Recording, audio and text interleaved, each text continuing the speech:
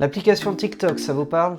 On va en parler aujourd'hui dans cette vidéo et on verra quel avenir a TikTok dans l'industrie du disque. Bonjour à tous, bienvenue dans cette vidéo. Je m'appelle Tariq, je suis producteur, éditeur et artiste à succès, plusieurs fois certifié disque d'or et de platine. Et aujourd'hui, j'aide des artistes et des producteurs indépendants à vivre de leur musique. Alors vous avez tous certainement vu passer le succès fulgurant de l'application des adolescents la plus à la mode depuis 1 ou 2 ans, TikTok. Cette application-là, pour ceux qui ne la connaissent pas, c'est une application qui vous permet de créer des contenus très courts, humoristiques, danse, acting, etc., etc.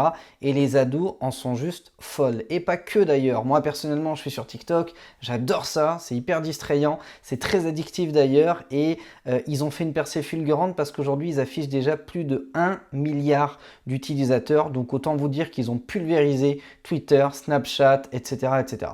Donc c'est une plateforme qui pèse aujourd'hui. Seulement, même si les vidéos sont courtes, il y a du son dessus et aujourd'hui, la plateforme ne rémunère pas à leur juste valeur les droits d'auteur. J'ai même envie de vous dire, elle ne les rémunère pas du tout puisqu'il n'y a pas d'accord avec les principaux distributeurs, avec les principaux éditeurs, Sony, Universal, Warner et la NMPA qui est une association de groupement d'éditeurs américains est en train de pointer du doigt cette application parce que c'est pas normal. C'est pas normal qu'ils utilisent des sons aujourd'hui sans rémunérer bien et préalablement les auteurs qui ont créé ces musiques-là, en tout cas les créateurs.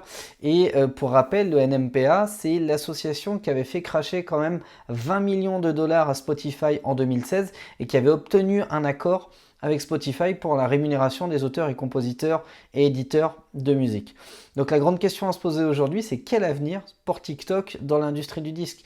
Est-ce que finalement ils vont se mettre à une table, à la table des négociations avec les 3 principales majors, réussir à s'entendre et tout le monde va suivre le move? Ou est-ce qu'ils vont pas réussir? A priori, sur les derniers articles que j'ai pu lire, ils n'ont toujours pas réussi à se mettre d'accord parce qu'à chaque fois qu'une date de négo est fixée, soit elle est décalée, repoussée ou annulée, soit des ententes ne sont pas faites parce que les uns et les autres n'arrivent pas à s'entendre. Donc ça crée des tensions. Et à côté de ça, il y a un fait marquant, alors je ne sais pas si c'est lié à ça ou si c'est venu avant ou après, mais que du coup ça concorde bien, c'est que YouTube va lancer très prochainement, alors ils l'ont annoncé pour la fin d'année, ça va peut-être être début 2021 avec ce qui se passe actuellement et la crise sanitaire du Covid-19, mais YouTube a annoncé la sortie d'une application qui s'appelle Shorts qui va venir concurrencer directement TikTok. Donc il y a déjà un concurrent qui s'appelle Thriller qui est en train de se développer tranquillement, mais YouTube a une force de frappe colossale qui peut littéralement venir se placer en concurrent de TikTok. Est-ce que YouTube va réussir à écraser TikTok? Je ne sais pas. Est-ce que YouTube va réussir à prendre des parts de marché à TikTok? Je pense que oui, mais surtout, plus important, YouTube a des accords avec l'industrie du disque. YouTube a déjà passé ses phases d'utilisation de contenus musicaux sur les vidéos. Ils ont également une plateforme de streaming YouTube Music, donc ils sont bien implantés entre guillemets dans l'industrie musicale et déjà en bonne relation avec les principaux éditeurs, les principaux acteurs de l'industrie du disque. Et visiblement, en tout cas c'est ce que je ferai à leur part, mais c'est ce qui risque de se passer, YouTube annonce la sortie de Shorts et puis YouTube annonce, les gars, moi je vais être transparent, il y a des droits d'auteur à payer, je vais les payer, il n'y a pas de souci. Bon, ils sont un petit peu en conflit avec la partie droit d'interprète, mais ça c'est un autre débat. Mais sur la partie droit d'auteur, il n'y a pas de souci, on rémunère la SACEM, on rémunère la SCAP, la BMI, etc., etc.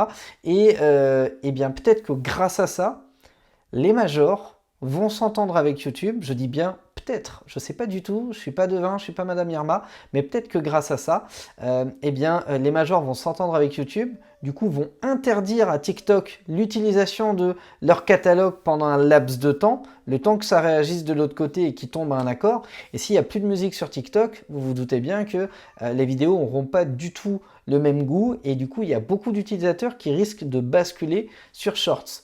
Donc, est-ce que les dirigeants de TikTok vont voir venir ce truc-là et vont se positionner en amont et faire en sorte que tout se passe pour le mieux?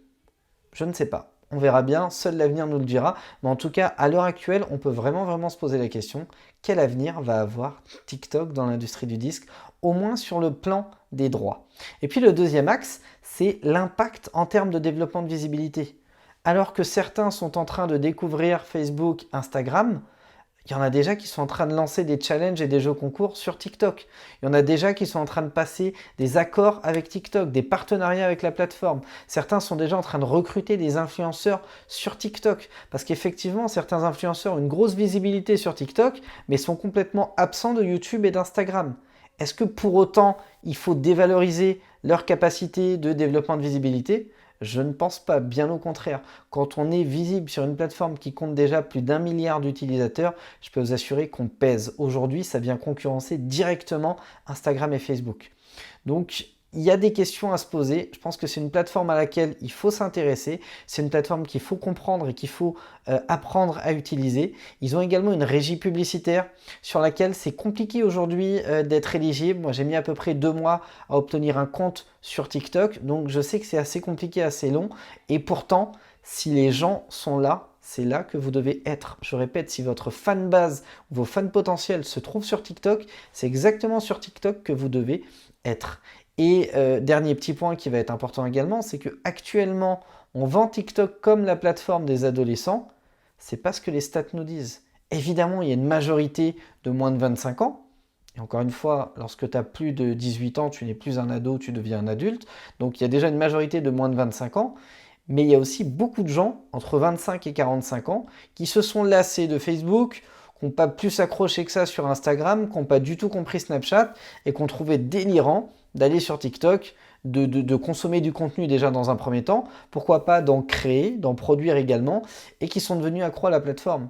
Donc progressivement, il y a fort à penser qu'ils vont attirer leurs amis dessus, leurs relations de travail, d'amitié, etc. Et il y a fort à penser que la plateforme va rapidement passer de 1 à 2, voire 3 milliards d'utilisateurs parce que, je le rappelle, à l'instar de Facebook qui a eu beaucoup de mal à s'implanter sur le marché asiatique, c'est déjà en Asie, TikTok, parce que ça a été racheté par un groupe asiatique, chinois il me semble, si je ne dis pas de bêtises, et du coup il y a déjà une forte implantation de TikTok en Chine, dans les pays asiatiques de manière générale, donc il suffit que ça prenne USA, Chine, Europe, et ça y est, ça a conquis le monde, et ça s'est fait à une vitesse incroyablement rapide. Donc voilà pour moi, mettez-moi en commentaire ce que vous en pensez. Qu'est-ce que vous pensez de cette plateforme? Est-ce que ça va révolutionner l'industrie du disque? Est-ce qu'ils vont s'entendre avec les maisons de disques? Ou est-ce que l'application Shorts de YouTube va pas prendre le dessus? Et auquel cas, ça va dégager TikTok de l'industrie pour que tout le monde se concentre sur Shorts. Parce qu'aujourd'hui, YouTube a déjà pignon sur rue en termes d'utilisateurs. Toute l'industrie du disque est visible sur YouTube. Tous les artistes ont une chaîne YouTube, etc. etc. Donc dites-moi dans les commentaires ce que vous en pensez. Je serai ravi d'échanger, de débattre avec vous sur le sujet. Votre avis m'intéresse.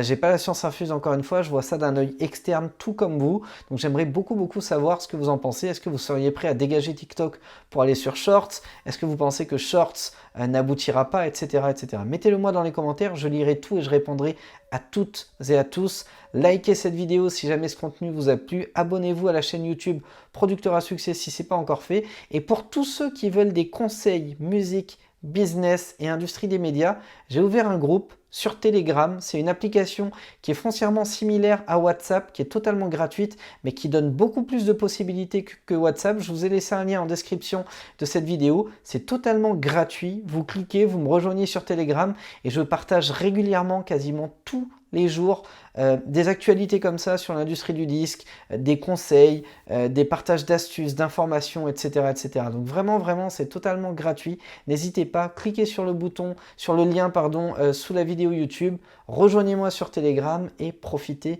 de tous les conseils et de toutes les ressources que je vais pouvoir vous partager dessus. Merci pour votre attention. Passez une excellente journée et je vous dis ciao, ciao.